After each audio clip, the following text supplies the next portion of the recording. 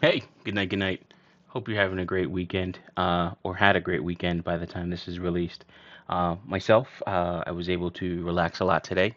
Didn't do anything. Recently, I got my weight down to 324, so I celebrated by eating chicken wings, and uh, I regret nothing, nothing whatsoever. But yeah, so I got down to that weight, and I just didn't do much of anything today. Took a bit of a rest in terms of just like um, you know, making sure that my body gets the adequate rest and sleep, and then also just mentally taking a break.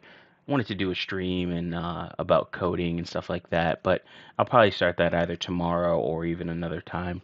But let's get into finance here. So this past week, I had a meeting at my job, and I would just, I knew about my 401k. It was about 401ks, and I didn't know that, or else I probably wouldn't have gotten to the meeting. But it was somewhat eye-opening, so I went ahead and talked to the wealth advisor or the wealth advisor or liaison for our company, and we went through a couple of things, and she showed me around the 401k plan that I have, and we talked a little bit more about. I said, hey, listen, I want to go crazy. Let's do the riskiest thing that I can. What's the plan that's going to give me the highest return? So as we talked about, or as we walked through that, and she gave me a little bit of information, she didn't per se what I should do, which is, I guess, probably the best. But she said that if I want to stay in a higher level of risk for a longer period of time, change my target date fund. So currently, um, this is my 401k plan. I did not know I had this much money in there at all. And yeah, it's like finding money under a mattress or in a pair of pants or something like that. It's like, ah, man, I'm rich. Talked to some other colleagues at my job, and they were like, bro, one guy was like, brother, me just want take it and just flip it quick, right? And I was just like, bro, I totally understand because I felt the same way to a certain extent. I was like, yeah, I could take that, put that in cryptocurrencies. I have it back in there before they even notice it's gone. But in this case, and in terms of what I've done before with money from a 401k plan, um, you know, historically speaking, I've never really believed, quote unquote, believed in a 401k plan. I've always been the person that was like my colleague who said I could just take it and flip it. And I've always been a person that would, take that extra money and say I could do more with it. It's like $100, in some cases. So per check. So it's like, okay, well, I could take this money and do this, this, and this. Did I ever end up doing that with it? Did I end up, spending that money on something else? I didn't really track it well enough. I could have done a lot better job in a lot of things in a lot of ways, and I just didn't. So with that being said, if I look at what I've done with the 401k, with the money that I should have put into a 401k plan beforehand, along with employer contributions, I've missed out on a lot of money. I have to admit that to myself. I have to be honest. I want to be transparent with you all in terms of talking about retirement and other things. I've worked with this company for about a year, so they auto enrolled us into the 401k plan, and I just never stopped doing anything. I looked at it one day and I saw that out of my check it was taking $86. And I was like, all right, cool. It's not a big deal. It's going to something. Didn't know it actually amounted to this much in probably a year, less than a year, something like that. So, doing very well, I think, especially for money that I didn't know I had up until a couple days ago. And now that I'm looking at it, I'm looking to actually increase my contribution. So we're going to go through that mental exercise or what I've done in terms of, on my side, in terms of my spreadsheet, and how I'm looking at, this 401k now and into the future. So first, as I just to get back on track, I have a target date fund. I have the Vanguard Target Retirement 2050 Fund. Now, as I said, I talked with the wealth advisor professional for our company, and she stated that because of what I have, or because of like my age and everything, I'm 35 currently, going to be 36 this November 2021, and she said that if I wanted to be quote unquote more risky or stay in uh, a riskier level, if you will, or a higher risk level, then what I should do is get to the target date fund, the 2060 target date fund. So they got 2020, 2055, 2050, 2055, and 2060. There are quite a few other funds that I can actually go over and look at and see what their returns are and actually change my allocation. I want to actually show you that now. So finally got to the account or to the investment selection page here. I had a little bit of trouble, so I had to log back in and do some things. But what you can actually do is you can create your own strategy. So by myself, by risk, by age. So if I look at this, in this case, I have 100% in the Vanguard Target Retirement 2050 fund. Now, I like Vanguard. I like what they do. I like the low fees that they have. But if I look at this fund and click on this link here, in my case, I can look at this fund and say, okay, well, the annual total returns, it's done fairly well in terms of 2019, 2020, even with everything that actually happened in 2020. 2018 was was a bad year for the market itself. As another mini crash, I think it was along the lines of one of the biggest things out of that was the repo crisis in terms of like banks getting enough money to stay liquid. All right, so it lost 7.9%, and then the next year rebounded 24.98%. So made up what it lost, and then did some. So it pretty much brought them back to where they were before, which is great.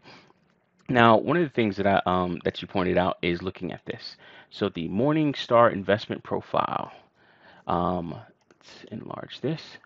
So with this document, if we go to the second page here, and this is how you look at the fund and start to assess it by its numbers in terms of where those assets within the fund allocated, and also some of the fees, and then how long these funds stay in a risky position or a high stock equity position, low bond position, and then slowly move down to a higher bond position and lower stock position or allocation, I should say.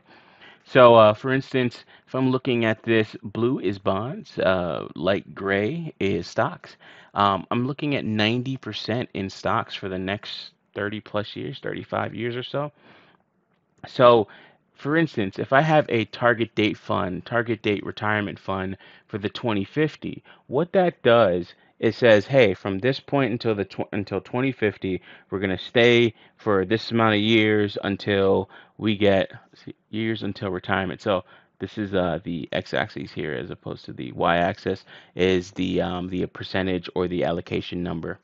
So, we got years until retirement, we got 50, 40, 30, 20, 10. So as you get closer and closer to retirement, you can see where uh, it starts to allocate more to bonds. And then with bonds, those are used to actually preserve your wealth over a long period of time, almost like precious metals as well, or even just saving cash. You can see that they also have a cash portion in there, but mainly from what you see here on this graph is mostly the bonds and the stock portion. Now, this doesn't really tell me much about the stocks in terms of like dividends and everything else like that I'm going to be getting in this section here. But we can go through this report here, and we can also see its expense ratio, which is 0.15%. If somebody's in the fire movement, they probably wouldn't like that, or at such a high management fee. Maybe they want to do that with their own money. But when you look at, this is a tax advantage account, if you will, or a bit of a tax advantage account. So it lowers your taxation on your money that's coming out of your check in terms of what you take home, but you will be taxed on it later because of the nature of a 401k. You're taxed when you actually take your distributions.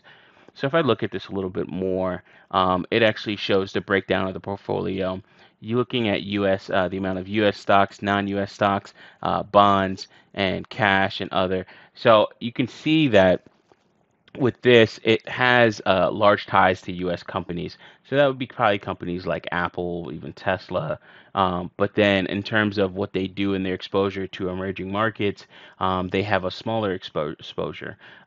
Smaller being relative here, it is quite large. And then in terms of bonds, they have 9.1. Now, with the market the way it is, you're actually paying a little bit of a premium by holding bonds.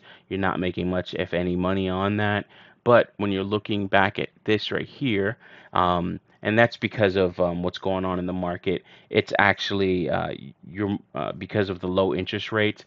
That means that the bonds have a lower interest rate, so they have a lower rate of return. In terms of what's going on with the market, it's actually making it to where it behooves you to actually put your money in the market and risk it, as opposed to even keep it in a savings account. And that's a part of the problem that a lot of people are going into and or a lot of people are having with the current market, where this doesn't really last for a long period of time and cannot be sustained. So now, if I look at this, one thing I do want to look at is dividends. All right, cool. So performance, and I just want to read this section here because this is something that I was interested in. It's like, okay, how much do you get returns on this in terms of dividends, and then how will those dividends be spent into the fund, and do you get any like, do you share in that? Now, I don't know exactly, but I want to say no because with the Roth IRA, I know I can get those dividends, and then that goes to me in my account, and I have control of that. That shows up as a cash balance in my M1 Finance Roth IRA. Uh, Currently, I actually got like $7 in there, which is pretty cool. All right, so performance. These figures reflect performance without adjusting for sales charges or the effects of taxation. They are adjusted, however, to reflect all actual ongoing fund expenses and assume reinvestment of dividends and capital gains. So you don't really get the dividends directly, it gets reinvested into the fund itself. So that's actually a good thing. I do like that. It allows you to buy more shares. And then, of course, it's more about time in the market than timing the market. So having more time in the market and those dividends having more time in the market, I can share in the return on investment over a longer period of time. That's actually pretty nice. I do like that. And then of course that's just a very shallow look at it. But you can go through a report like this and actually get a little bit more information about it. It only mentions dividends one time, so it's like, all right. So returns are compared to an appropriate benchmark peer group that helps investors or to help investors evaluate performance. The investment's performance is generally compared with that of an index. The index is an unmanaged portfolio of specified securities and does not reflect any initial or ongoing expenses, nor can it be invested indirectly. An investment portfolio may differ significantly from the securities in the index. The index may not be the same as the comparative index noted in the investments prospectus if available. All right. I mean, I read that, but it doesn't really add much to. It just pretty much tells me how they do their comparisons in terms of performance. But it mentioned dividends, and that's what I searched for. Now, I definitely suggest you start to look at things like this and look at these target date funds. I will be changing my allocation and my 2050 target date fund and changing that to a 2060 target date fund. That's going to keep me in this 90% here, this 90% allocation towards stocks for a longer period of time, and then gives me lower money towards bonds. I'm not sure how long I'll be with this company, depending on how much I'm getting paid and other things like that. I may stay a little bit longer. But also, if I look at something like, okay, I can take this 401k and move it to another employer, then doesn't totally matter as long as they have a fund that I can actually look at and say, hey, this is a fund that I want to be a part of, whichever one they offer. Then I can say, okay, I want to be a part of this one, and then that can actually, then I can get the benefit of that. 401k plans will move with you from employer to employer. Employers have different matching portfolios or different matching schemes actually. So actually let's go into that now. We're just going to look at my contribution currently. Currently, my contribution is 3%. That is taken out of my salary. I do not put anything or use the Roth that they have, the Roth IRA or even the Roth 401k that they actually have under their umbrella. I would benefit actually if I actually had my Roth with them because then I would benefit from company matching. But I I already made my Roth IRA and I did it myself separately, so I'm already in that, so I don't really want to do another one. What I will be doing is increasing this contribution percentage to a higher amount. So go ahead and look at my projections to see how I calculated and budgeted that.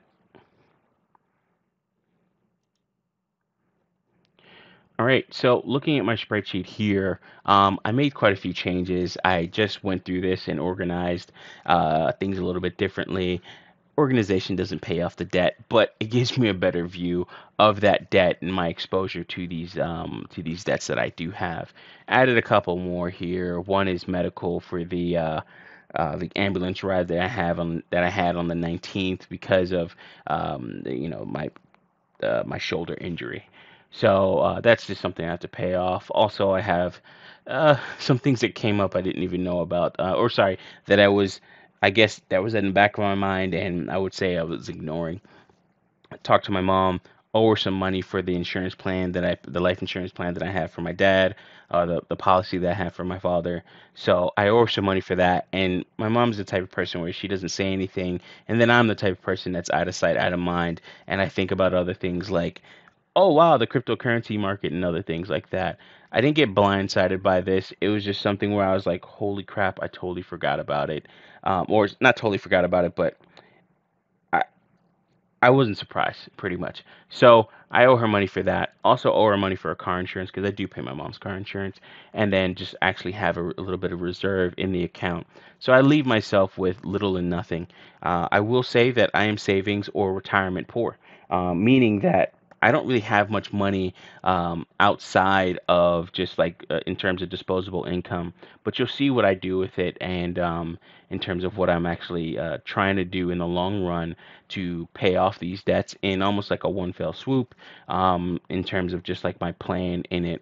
And hoping that the market will actually return something, or have a good return for me to where I can it'll be justified that I'm doing what I'm doing. Pretty much, I'm playing the lotto. So if I look at my mortgage, having that extra payment, metals in crypto. So this is what I'm actually going to be investing in the next couple of weeks. I take that money out of what I'm of my income, so I can dollar cost average into the cryptocurrency market. This is only crypto. It says metals in crypto because if I buy metals at the time, that's where I put it in. Right now, I've actually upped my weekly buy into cryptocurrencies by $20. I learned recently that Cardano is actually listed on, not Binance, but is listed on Coinbase. So with that being said, it's been about a week or so. But with that, I'm going to transfer everything over and get it off of Binance so I can just have one exchange, and then that makes things a lot easier, and then I don't have as much information out there and things like that, and I could just deal with one exchange going back and forth with my money or with my cryptocurrency investments. So upping that to 135, so upping that to 135 a week. So this is for this week, which hasn't shown on my statement yet. So I know it's coming, but I want to just I want to account for that. Same thing for the 135 here. This is for the next 2 weeks, just making sure that I have that money in the account. And you'll see from my monthlies how much I actually invest and why I'm so savings slash retirement poor. Don't want to add that. So in terms of credit cards, this is what I will be actually paying to my credit cards to pay down the balance. What I'm going to be doing is focusing on my main credit card, which is BB&T. The money that I spent to rip down my barn and some other things, it's pretty much just coming on right now. So what I'll be doing is going ahead and paying this down and then attacking this later. One of the things I really want to do is get another job, a night job. I've talked to places around town here. I think I'm in a better position in terms of or I'm better condition in terms of my body now. I don't want to go back to Lowe's. I didn't really like the way that was, and hopefully I can get maybe another stocking job, or get a knock job or something like that, so that I can actually put towards this. The job that I thought I was going to that I actually did very well on. Sadly, they couldn't move people around enough for me to work nights, and they wanted me to work days. And sadly, they weren't paying me enough to work days. It wouldn't have made any sense at all in terms of what I'm getting paid now and leaving that. So uh, I live fairly comfortably with what I get paid now, and I just want more. So trying to get a job so that I can actually do more and do other things around here in the property. So I've made, as I said, some changes and adjustments here to the spreadsheet. I've actually gone ahead and added the 401k in that amount. Now, I've gone back in my finance tracker spreadsheet here. And I've gone back since the inception since the me being enrolled.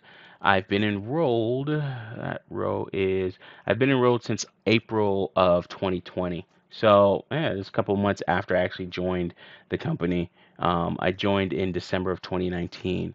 So April 2020, and this was the value at month's end. So I just kept on adding that to the spreadsheet just so I can actually have more accurate numbers and then get a better graph as well in terms of my total assets and such and total debts.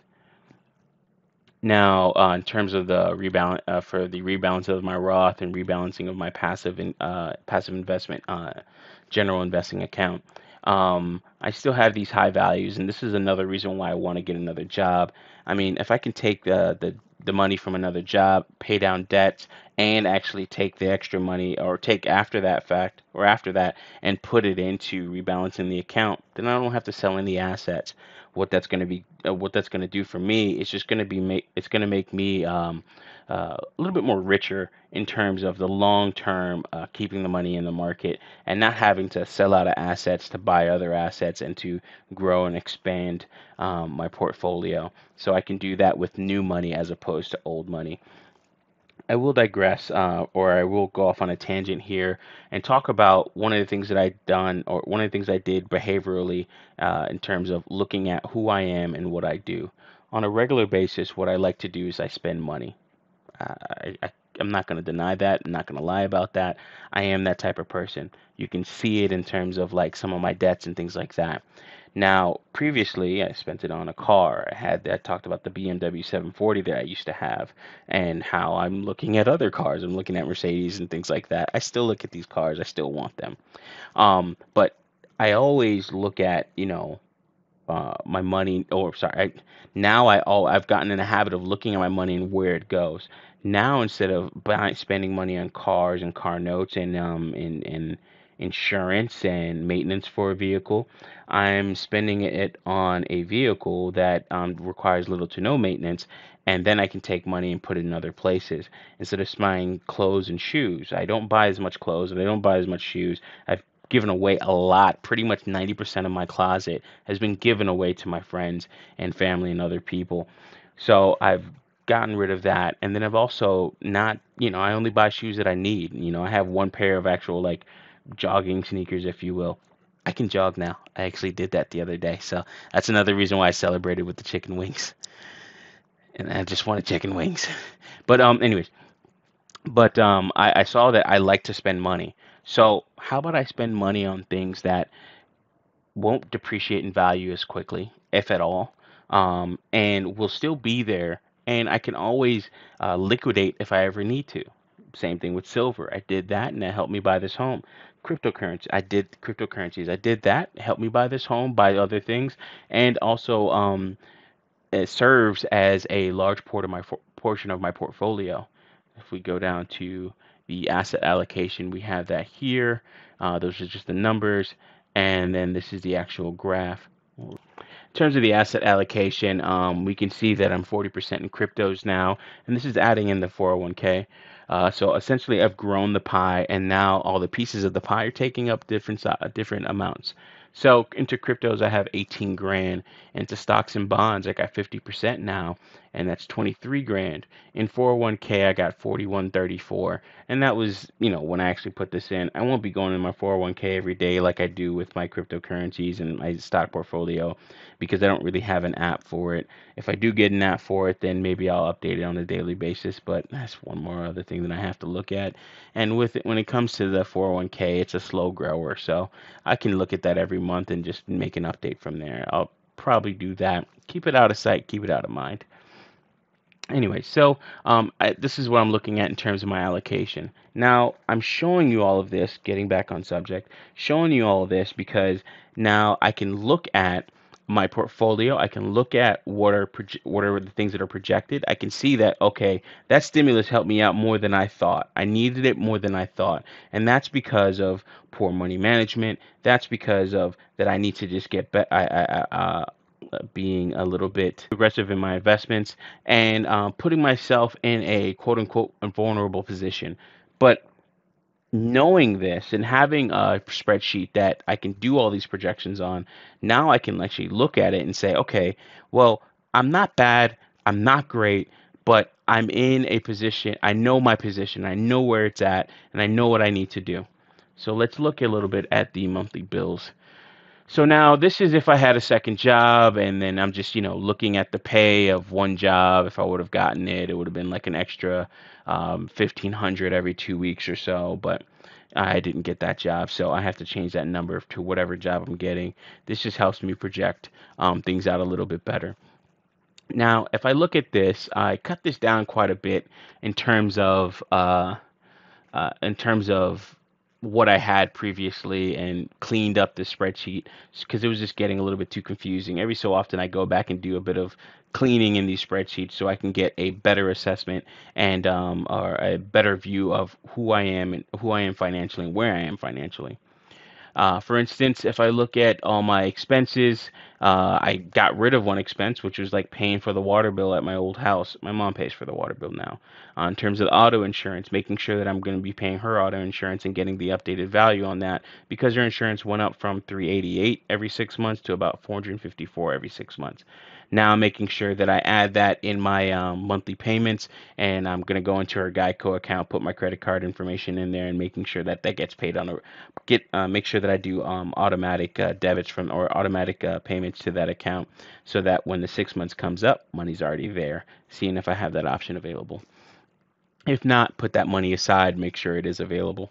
Um, and with all that being said, I can look at my monthly remainder. Now, the special thing about this monthly remainder is that now it's taking into account my 401k. Now, in terms of the 401k, I want to actually go ahead and up the amount that I want to contribute to the 401k. Now, I look at it. The way my company does their 401k is they match up to 6%. They do 100% of the first percent, right? And then 50% of every percent thereafter. So up to 5%. So those last 5%, it'll be 50%. So it works out to be about 3.5% matching total. So with that being said, if I put in the full 6% in term, or if I not pulling the full put 6%, but if I put in 6% in terms of my contribution to my 401k plan, they will match up to that 6% using that scheme. So I'll put in myself 6%, and they'll put in another 3.5%. So that's pretty good. It's not bad. It's free money in a sense. Um, if you look up what 401k plans are and actually how important they are and what they meant, essentially, and I'll put these links in the description, but they essentially replace pensions. And once they replace pensions, they put all the onus on the actual user slash or employee, and it took it off of the company. So now the company is not beholden to make sure that this person has that does this with their allocation in terms of how they actually have their money allocated, making sure that they're not the like I'm saying a whole bunch of words here, but they are not the darn it. They are not the custodian. There we go. So they're not the custodian of the account any longer. Now you're the custodian of the account. It's all in your hands. You have to log into the website now. You have to talk to the wealth advisor. You have to let them know how much you want to put in and how, or in terms of contribution, and they're going to do whatever they can. In terms of investing into your 401k, it's great in terms of taxes. For instance, it lowers your tax exposure because now all that money is being taken out of your gross as a that's 3% of your gross. In my case, my 3% contribution, that's 3% of your gross as opposed to you know and you get taxed for the difference. So that $86 that comes out, I get taxed for whatever my gross is minus $86. It's not a large amount, but it can help. So now, if I look at this is my current. So with my contribution and the employer contribution, I the total contribution to the 401k per check is $144. Now, what I'm proposing is putting an extra percent. Now, this is a pretty big deal because in terms of my monthly remainder and then looking at my bills and what costs what, so on and so forth, well, then I'm looking at this and I'm like, well, okay, I got to put a little bit more money in. How can I do that? If I go ahead and say I want to put in another 4%, right? Well, actually, let's just keep it within the limits here because of the calculations that I have. Um, they only match up to a total of 6% in terms of matching your contribution.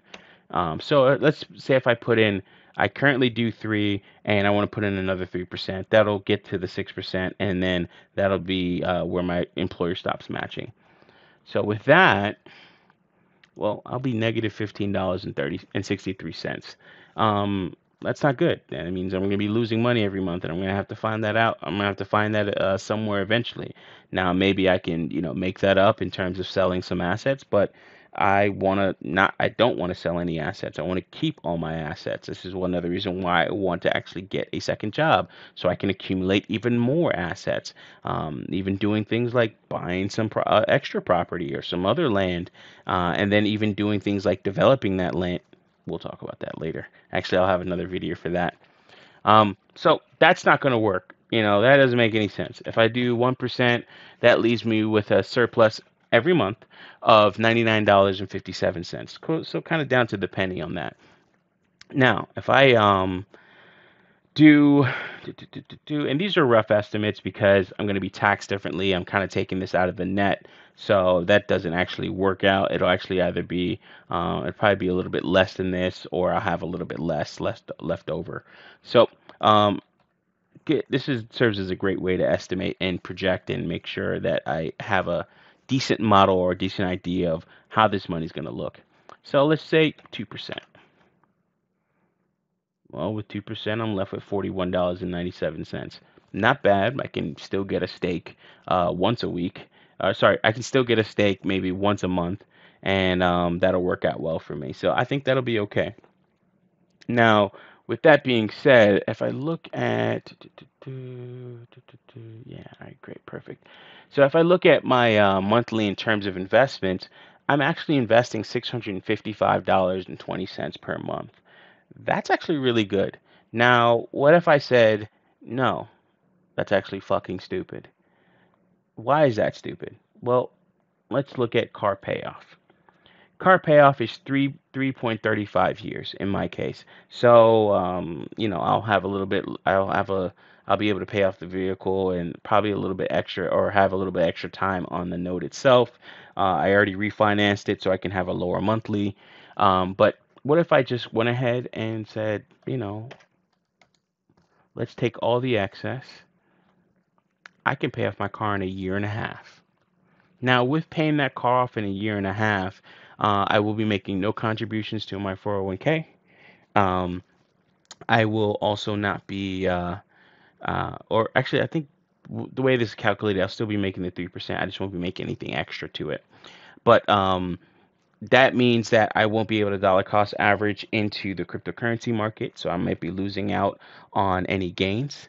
I won't be dollar cost averaging into any other places or be able to take money and put it towards any other investments, but I'll be saving on interest. I'll actually have a better peace of mind in the long run, and I'll be able to own my vehicle sooner than later. Those are all good things, and it's very hard to weigh those. But I simply look at it like this: it's a lotto. I'm taking a risk and taking the gamble. In my case, at my age, it's worth it. I want to do this. So, fuck that car payment is what it is. Literally, as I said, dig in the dirt. This is not the best way to look at it. I will totally admit that. I could totally burn myself. I could totally fuck myself. But I have to take some type of risk. I've taken risk in business. I've taken risk in uh, in business. I've taken risks in investments. I've taken risks in other areas of my life, and they haven't always worked out. But at the same time, a lot of them have worked out. My businesses have worked out in terms of making me some money in terms of the computer consulting business and other things that I've done. In terms of taking a risk on freelance work, well, I've made a teeny bit of money on that, but I took the risk and I learned. I wanted to probably even do Uber driving, but a lot of other things happen, and there's nothing out here as well, so it doesn't make any sense. Took the risk in moving to Georgia, and pretty much moving 6 hours away from closest family members. So I I take these risks, and I think they're calculated risks. I think they're risks that will actually benefit me in the long run. With all that being said, I could be totally wrong. Um, this is why I always say the same thing. You know, if you're not taking what I say with a grain of salt, you're low on sodium. These things can really blow up in my face, and I want to take you on that journey while I'm doing it. But in terms of this spreadsheet, in terms of 401ks, look at your 401k.